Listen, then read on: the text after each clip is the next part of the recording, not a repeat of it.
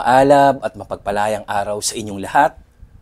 Kanina, sa pagpapatuloy ng hearing ng Senate Blue Ribbon Committee, naging mainit na paksa o usapin sa pagitan ni Senator Rodante Marcoleta at DOJ Secretary Boying Rimulya ang patungkol sa restitution.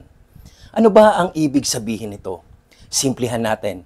Ang restitution ay ang pagsasauli ng pera o ari-ari ang nakuha sa maling paraan. Ayon sa batas, specifically ang Republic Act 6981 o ang Witness Protection, Security and Benefit Act, walang nakasaad na requirement na dapat ibalik muna ang pera o ari-arian bago makapasok sa Witness Protection Program. Ayon kay Senator Marcoleta, kailangan munang mahatulan at ipag-utos ng korte bago magkaroon ng restitution. Pero ang punto naman ni Secretary Boying Rimulya ay ganito. Kahit hindi ito nakasaad sa batas, maganda pa ring tingnan kung ang isang testigo ay kusangang magbabalik ng maling kinita bilang palatandaan ng kanyang good faith.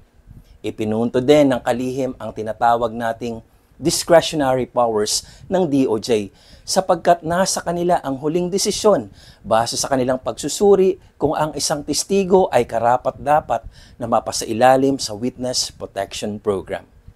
Kaya kung tutuusin, parehong may punto. Si Senator Marcoleta, tama sa letra ng batas. Si Secretary Boying Rimulya, tama naman sa praktikal na pananaw.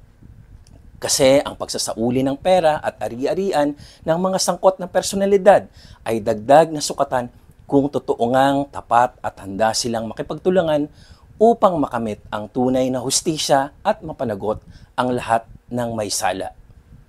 Sa dulo, ang mahalaga ay malinaw sa atin na ang batas mismo ang sinusunod.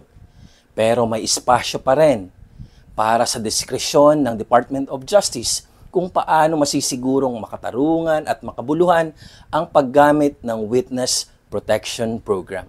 Muli, ito po ang inyong lingkod, Attorney Mark Baksain, at ito ang Batas at Lipunan. Usapang Batas, Usapang Bayan. Maraming salamat po.